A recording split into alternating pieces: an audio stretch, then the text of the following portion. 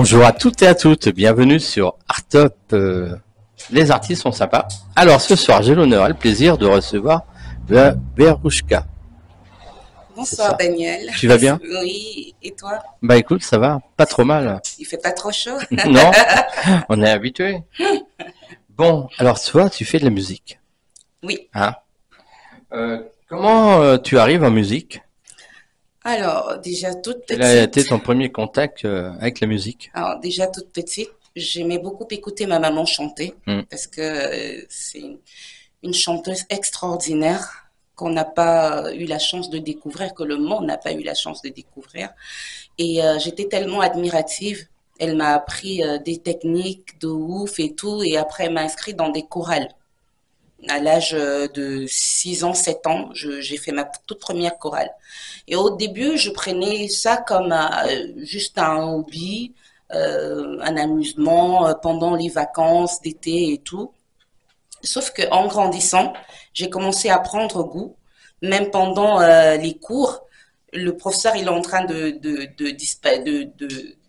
donner son cours et moi je suis en train de chantonner. Et toute la salle de classe est calme et tout. Et on me disait, mais t'as un talent de ouf, il faut que tu fasses des compétitions, des concours, des trucs comme ça. Il faut penser à faire tout un métier. Et j'ai commencé justement à prendre cela au sérieux. Et voilà, c'est parti. Tu écris? J'écris, je Quels ont été tes compose. premiers pas dans l'écriture? Alors, je me suis beaucoup inspirée de la nature, de mon vécu. Comme le disait un grand coach à moi, qui disait, j'aime les gens qui ont un passé douloureux. Ça permet à ce qu'ils retranscrivent et qu'ils extériorisent des émotions. Lorsqu'ils chantent, ils nous détalent vraiment leur vie. Et moi, je me suis beaucoup inspirée de ma vie, que ce soit familiale, du moins ma vie au quotidien. Je me suis vraiment inspirée de ça. Alors il y a quelques années, tu as fait une émission C'est ça. et tu peux nous en parler? Ok.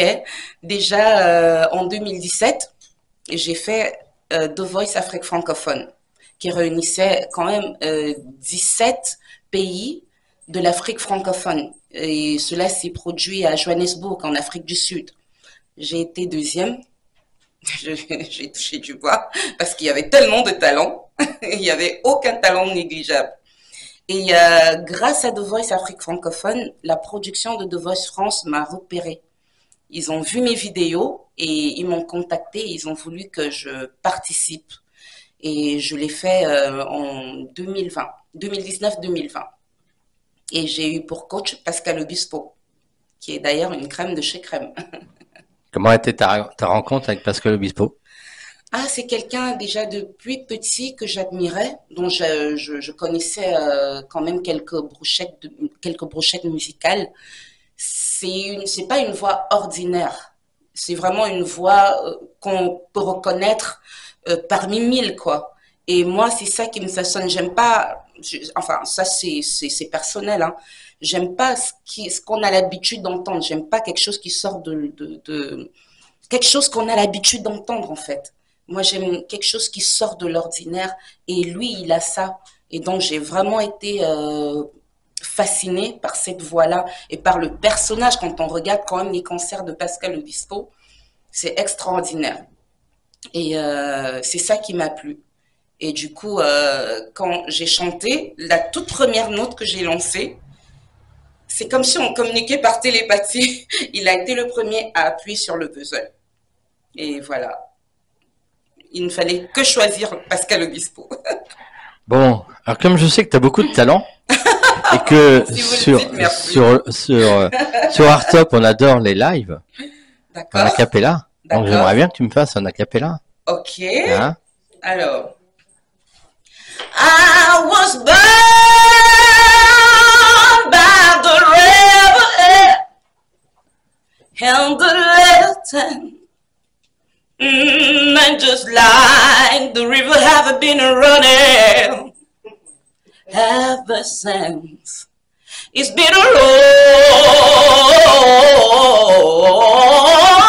my there, but I'm no other one.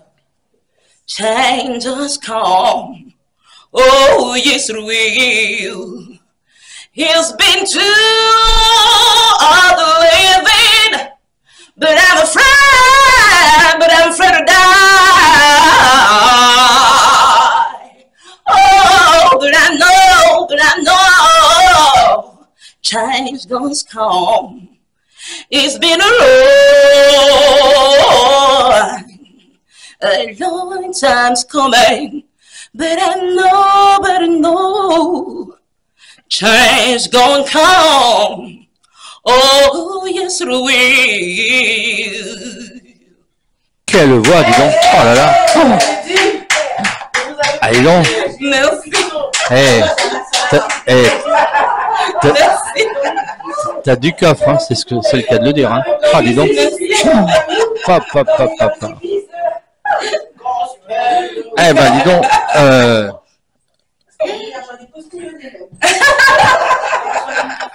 Magnifique, magnifique voix, en tout cas. Merci beaucoup. Magnifique voix. Dis donc. Merci. Bah, alors là, y a-t-il un moment de ton enfance où tu as réalisé que la musique serait une part plus importante de ton identité? Oui. Alors, je dirais, depuis l'école, quand mes amis me disaient, il faut vraiment que tu prennes cela au sérieux. T'as vraiment un don. Mais pour moi, c'était un alibi, c'était un hobby, je voudrais dire. Autant pour moi, c'était juste un hobby, c'était une distraction. Mais j'ai commencé vraiment à prendre ça au sérieux quand mes amis me disaient, mes camarades de classe me disaient, ben, il faut que tu penses à faire carrière. Et quand mon papa, parce que mon père, il faut le dire, il était dans l'armée, et il avait l'habitude de dire, on n'éduque pas les filles avec les yeux blancs, parce qu'il n'a eu que les filles, et il ne voulait pas entendre parler de la musique. Parce que pour lui, la musique, c'était un plan B, c'était un sot métier. Lui, il était colonel des forces armées, et il était inadmissible qu'une personne de son rang social puisse avoir un enfant qui fait dans la musique qu'il considérait comme un métier, un sot métier, un métier de débauche. Et avec tous les aléas, je peux comprendre, hein, parce que je sais ce que c'est ce milieu de requins. Et si tu dialogues véritablement pas avec tes enfants qui veulent faire carrière, ça va pas matcher et tu vas les perdre. Et lui, il n'avait pas compris qu'il fallait juste un dialogue. Mais à partir du moment où il a vu que j'avais la tête posée sur les épaules et que j'étais quelqu'un quand même quelqu'un qui n'était pas maniable, qui n'était pas influençable par X ou Y raison ou par X ou Y chose, il a commencé à me soutenir. Et d'ailleurs, il commentait mes vidéos, toutes mes vidéos de The Voice, il les commentait, de The Voice Afrique francophone. Parce qu'il n'a pas eu la chance, malheureusement, de me voir évoluer à The Voice France, parce qu'il est malheureusement décédé. Ça fera 6 ans, le 12 août, dans lundi. Voilà.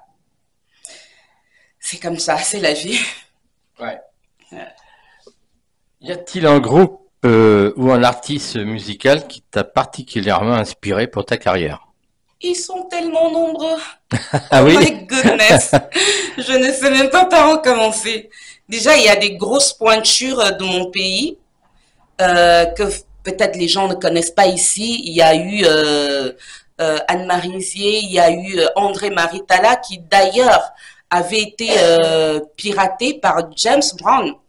La chanson Mince World, c'est en réalité Hot Cocky. Le titre de la chanson Hot Cocky, Manger ma guitare. Et il a d'ailleurs gagné le procès, hein, parce qu'il a intenté un procès à James Brown. Et ici en France, il y a tellement de voix parce que ma maman, elle m'a tellement bourré la tête avec Nana Mouskouri. Elle avait carrément tout un calepin où elle écrivait les paroles comme au lycée. Et moi, elle m'enseignait, elle m'apprenait des paroles, les chants, la méthode, les techniques vocales.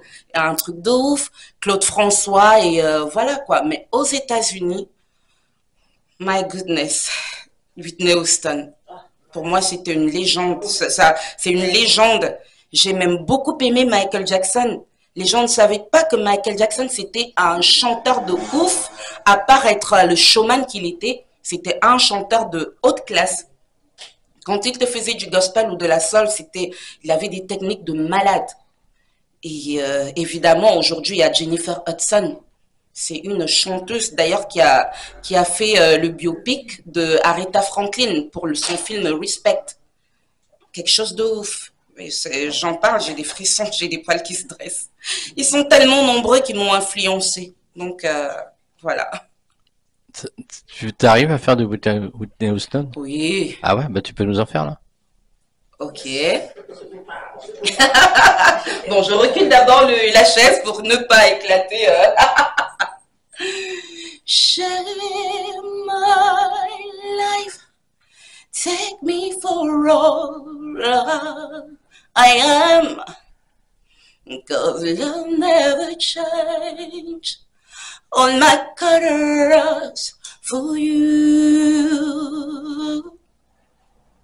I don't really need to look very much farther. I don't wanna have to go where you don't follow. I want it back again. Just passion inside. I can't run from myself. There's nowhere to run. You're gonna make me cry. So what am I doing? I don't wanna hurt anymore. Stay in my heart every day. Almost dying, melting you dance. Don't walk away from me. I have nothing, nothing, nothing. If I don't have you.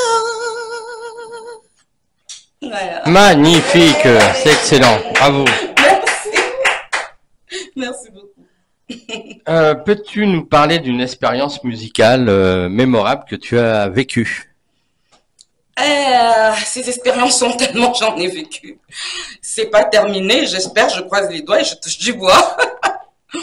Alors, je vais d'abord commencer par The Voice Afrique francophone parce que c'est des expériences qu'on ne vit qu'une seule fois dans la vie. Je doutais, je connaissais juste The Voice Afrique, The Voice France, The Voice UIC, The Voice machin. Mais pour la première fois que ça arrive en Afrique, j'en ai douté jusqu'à ce que j'arrive sur le plateau. Et mon père, paix à son âme, qui me disait, quand je lui racontais, mais papa, tu sais que j'ai été prise pour aller compétir à Johannesburg, il me dit, il y a combien de talents? Je lui dis, pas que talents, dans chaque pays, il y a 17 pays d'Afrique francophone réunis, mais dans chaque pays, il doit avoir au moins 10 ou 15 personnes qui représentent le même pays. Il me regarde, il me dit, en tout cas, va juste te balader et reviens-nous. J'ai dit, mais papa, tu ne me fais pas confiance. Si toi, tu ne me fais pas confiance, mais comment tu veux que je réussisse? Je lui ai dit, bah, je te fais le serment que je vais prendre, bah, c'était pas de la prétention, hein, attention. C'était juste de la confiance personnelle. Et mon père, il m'a appris à avoir un plan B lorsque lorsque il y a quelque chose qui ne réussit pas, quelque chose à laquelle on s'attendait à réussir. Mais ça n'a rien à voir avec la prétention, attention. Et moi, j'avais confiance, je voulais vraiment arriver. Et quand j'étais quand je suis entrée dans la salle, il y avait plein de monde. Déjà, mon look en disait beaucoup. Les gens ont commencé à applaudir parce que j'avais un look glam rock. Les gens ont commencé à applaudir. Et ça rendait les jurys curieux parce qu'ils tournaient le dos comme d'habitude. Et là, j'ai dit, bon, ok, Verouchka, tu fais comme à la maison, comme si tu étais dans ta salle de bain et chante comme si ta vie en dépendait. Ça passe ou ça casse. Et là, dès que j'ai lancé la première note, This is a man's world! Alors là, j'ai vu, ils étaient tous tétanisés et ils n'arrivaient même pas à appuyer sur le pesant. Ils étaient dit, c'est une fille ou un garçon. En fait, j'ai semé la confusion. si dans leur tête, si j'étais une fille ou un garçon, ils se sont même demandé, c'est une fille ou un garçon en fait, on ne comprend pas. Et là, c'était, tous les quatre, ils se sont retournés. C'était ma plus belle récompense. C'était génial. Et surtout que là, ça allait en dehors, cette émission, ça allait au-delà de la compétition musicale. C'était vraiment quelque chose d'assez humain. Parce que après le show télé, on était avec nos coachs très serrés. On partait en boîte de nuit. J'avais pour coach Singila. D'ailleurs, on connaît le personnage qui aime beaucoup la fête. On partait dans les restaurants, dans les bowling et on jouait avec nos coachs. Par contre, ici en France, quand j'ai rencontré Lara Fabian qui m'a enlacée, ça m'a fait beaucoup plaisir. Je sais pas, Amel Bint, euh, Marc Lavoine, Pascal Obispo, c'est des gens que moi je n'imaginais pas voir de toute ma vie, quoi. Et en plus, quand j'ai fini, je me suis mise à genoux et j'ai dédié mon parcours, mon passage à mon père. J'ai commencé à pleurer. C'est vraiment des choses qui m'ont marqué dans. J'espère qu'il y en aura d'autres, je croise les doigts. Tu as suivi des cours de chant? Non, mais je suis allée dans des chorales. J'ai fait des Ça, chorales. t'avais pas besoin de me le dire, je m'en étais un peu rendu compte. Hein. T'as fait des chorales et du gospel, j'imagine? Oui, Hein? j'ai commencé par les chorales classiques étant toute petite. Déjà à l'âge de 5 ans, j'aimais beaucoup le groupe Kassav. Donc, je coupais une branche d'arbre juste avec un petit slip et je me plaçais sur le rocher. Je disais que c'était mon concert et je chantais. Voilà, c'était tellement amusant. J'avais pas toutes les paroles, c'était du yaourt, mais je m'amusais, je m'éclatais. Et ma maman, elle était morte de rire. Mais au fur et à mesure, ils ont constaté que, en fait, elle va vraiment faire carrière. Il y en a qui se moquaient de moi, qui disaient j'ai une voix qui est belle comme la chèvre et tout, mais j'ai vraiment continué, j'ai persisté. Et j'ai fait des chorales gospel classiques, des chorales d'opéra aussi, j'en ai fait. Et voilà, parce que je voulais un peu toucher à tout jargon. Justement, Voilà. comme tu touches à tout, tu joues un instrument de musique? Je joue un peu au piano, à la guitare et au saxophone. D'accord. Bien. Quel genre de musique écoutes-tu à la maison? Alors, j'écoute beaucoup le blues. J'écoute beaucoup le jazz, j'écoute beaucoup le zouk. Ouais, c'est étonnant, mais j'écoute beaucoup le zouk, j'aime beaucoup. Et j'écoute aussi parfois le rap, mais de la old school. Genre la tribu de Dana et tout ça, Stomy Bugsy, j'écoute Snoop Doggy Dogg, tout ça. Je suis vraiment old school, hein. Je n'insulte pas la musique d'aujourd'hui. Je m'en excuse si certains, ça va les heurter. Mais je trouve que la musique d'aujourd'hui, ça n'a vraiment plus rien à voir avec celle que c'était, ce que c'était à l'époque. Il y a une sorte de déphasage. Bon, à chacun ses goûts. Mais c'est bien ce qu'on fait aujourd'hui. Mais pour moi, je préfère nettement la old school, quoi. Comment la musique a-t-elle joué un rôle dans ton éducation et ton développement personnel? À ça, moi, quand j'écoute la musique, c'est d'abord la mélodie qui me... Forcément, c'est d'abord la mélodie. Tac, dès que ça commence, je me mets dans un autre esprit. Je suis dans ma bulle. Je suis vraiment comme habitée. Même si je suis pas sur scène, parce que c'est beaucoup plus sur scène que je le suis. Mais même quand j'écoute une chanson, déjà les prérequis, je les conçois de manière à ce que ça entre dans mon subconscient, dans ma conscience, dans mon cerveau, que ça me dresse les poils. Alors j'écoute déjà la mélodie et après, ensuite, j'écoute les paroles, le message que regorge la chanson, parce que la belle mélodie ne suffit pas. Moi, j'aime pas les chansons à caractère sexuel, excusez-moi du terme. Moi, j'ai pas été éduquée comme ça, surtout que mon père, il était vraiment très, très strict, hein. Son éducation a été tellement rude, donc il nous a vraiment cadrés comme ça. Et une fois que je perçois les paroles, même si c'est en français, parce qu'il y a certaines chansons en français qui ont des messages codés. mais je fais tout pour écouter le message que regorge la chanson. Et là, ça me prend. Ça me prend tout de suite. Et là, ça m'éduque musicalement. Et ça a de l'impact au niveau de mon quotidien. Surtout les chansons religieuses. Je sais qu'on ne devrait pas parler de religion et tout. Mais surtout, c'est ce genre de chansons. Si j'étais peut-être en colère, ou si j'avais justement bon, la colère, je vais tout simplement m'arrêter là. Si j'étais en colère, une fois que j'écoute un message divin, tout de suite, ça descend et je reviens sur terre et je me dis, à quoi bon garder donc, à quoi bon avoir des rancunes et des rancœurs. On est tous de passage sur terre. La terre, c'est juste, nous sommes juste des étrangers. On est en voyage. Après tout, on n'est qu'une poussière à l'échelle de l'univers. Donc, ça sert à rien d'être fâché. Il faut continuer. La vie, c'est comme ça. Elle fait des hauts et des bas. Donc, ça m'éduque surtout dans mes croyances. Voilà. Tu aimes te produire en public?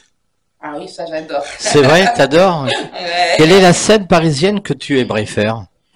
Celle que je préfère, la scène parisienne. Que tu aimerais monter sur scène? Sur quelle scène parisienne? Ah, j'aimerais aller à l'Olympia. L'Olympia. Oui. Ah ouais. Si demain tu fais l'Olympia, avec quel artiste aimerais-tu faire en duo? Mhm. Avec Lara. Lara Fabian? Oui, Ouais. j'aimerais bien. Oui. Quels sont tes projets pour 2024? On est déjà en mi-2024 là. Mais projets à venir? Album, Alors, EP? alors, mes perspectives d'avenir visent plus 2025. D'accord, Parce que là, on est en train d'acheminer 2024. Mais je prépare un single. d'accord. Et, c'est une chanson qui parle de l'amour divin, de l'amour qu'on partage. Parce que pour moi, love is all, l'amour, c'est vraiment tout. S'il n'y a pas d'amour, il n'y a pas de vie. Tout se façonne, tout s'extériorise par l'amour. Donc, pour moi, c'est très important. L'amour avec grand A, vraiment, en majuscule. Donc, single qui va sortir en 2025. J'espère avant. Avant? Oui, Ouais. mais j'ai déjà d'autres chansons comme Prayer for Freedom, comme Rebirth, que j'ai composé après, juste après, il fait chaud là quand même, que j'ai composé après la mort de mon père. Et, un phénix qui renaît de ses cendres, donc Rebirth. Et c'est ça qui m'a poussé à faire un gros tatouage de phénix sur mon épaule, qui représente le phénix qui renaît de ses cendres. Parce qu'après la mort de mon père, j'ai vraiment cru que j'allais aussi y passer, parce que ça m'a tellement choquée que j'ai failli trépasser, voilà. Mais bon, c'est la vie. Réseaux sociaux? Réseaux sociaux. Alors, sur Facebook, c'est Verouchka Chaya Eurekabel. Et sur Instagram, c'est Verouchka officiel, tout simplement. Sur TikTok aussi, c'est Verouchka officiel. Donc, pour ceux qui aimeraient bien me contacter, je suis accessible. Je ne suis pas quelqu'un de snob. Bon, on va découvrir ton clip en fin d'émission. D'accord. D'accord. Et puis, bah voilà. Donc, on va découvrir ça. Et puis, bah, je te dis à bientôt. Merci beaucoup d'être passé sur Artop. Et merci pour l'invitation. Merci. Ça m'a fait beaucoup plaisir. Eh ben, écoute, c'est un plaisir première. également. Merci beaucoup. Et Parce que j'ai vraiment, je regrette pas de t'avoir fait venir. Moi, t'as une super voix en tout cas. merci Voilà. beaucoup, c'est gentil. Bon, nous, on se dit à samedi prochain. Bonne soirée, bon week-end. Et je vous dis bye bye. Hasta la próxima.